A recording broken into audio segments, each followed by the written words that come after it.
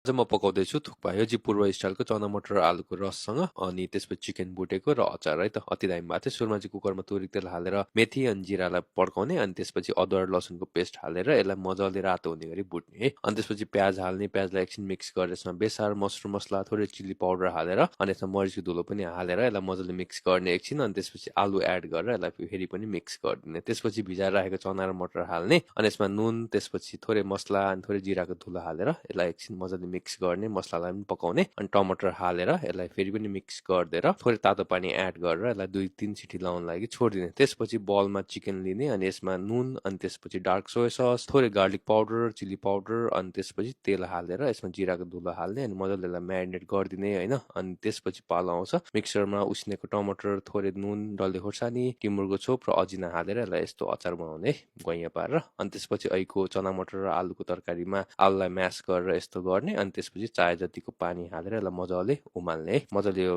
रस उमाल्ने अनि त्यसपछि अहिले म्यारिनेट गरेको चिकनलाई मस्तसँगले रातो हुने गरी भुट्ने अनि काटी निचोरेर खाने।